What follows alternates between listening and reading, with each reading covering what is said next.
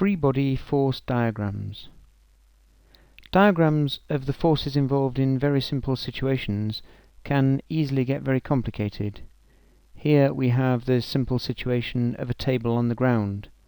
The table is going to push down on the ground here and here, which we call the reaction force or normal contact force, and I've labelled this R for reaction force on the ground by the table.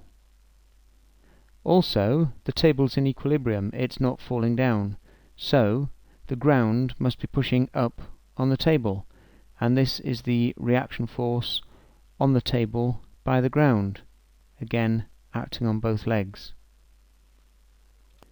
The force causing the table to come down is the weight acting on the table due to the gravitational field of the ground, so this is the weight on the table by the ground. But the table also has a gravitational field which causes a weight on the ground due to the table coming up. If we go one step further by adding a ball to the table, the ball will be pushing down on the table, so we have the reaction force on the table by the ball.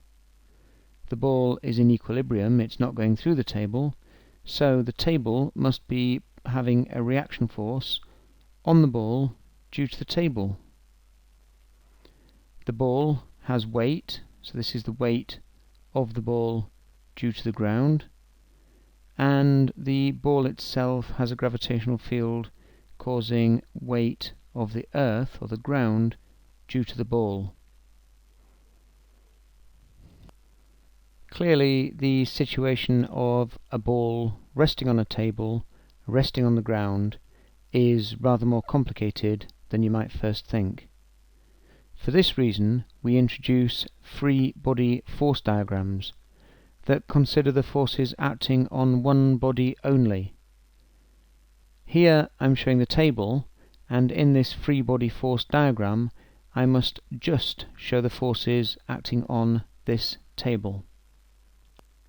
Well, we had the reaction force on the table due to the ground, we had the weight of the table due to the ground, and we had the reaction force on the table due to the ball.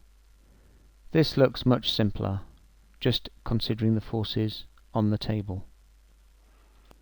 Of course, if you're using symbols like this, rather than giving a full name to the forces, you must define the symbols somewhere else. Now to look at the ball.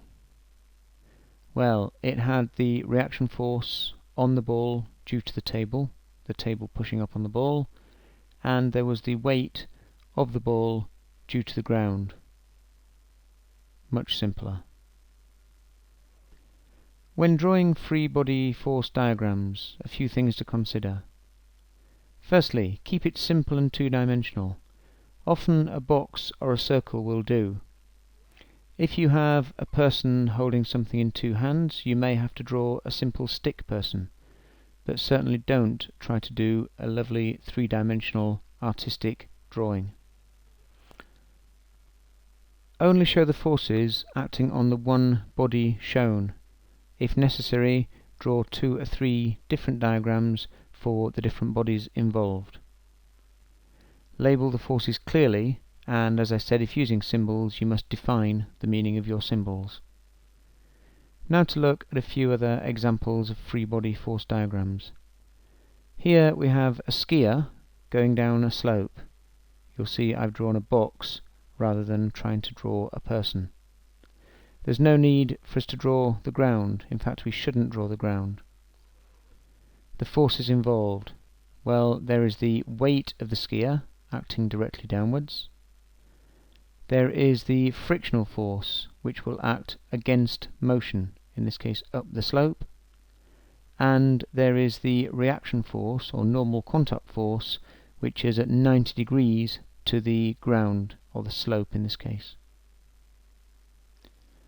Another example. Here we have an aeroplane. The forces involved, well, the wings are producing lift, which produces an upwards force. This counteracts the weight acting downwards. The engines will provide a thrust force in the direction of motion, and there will be a frictional or drag force in the opposite direction to motion. And finally a boat. Again there will be the weight acting downwards, in this case balanced by upthrust due to the displacement of water. The engines will provide thrust in the direction of motion, and there will be frictional force or drag opposing motion.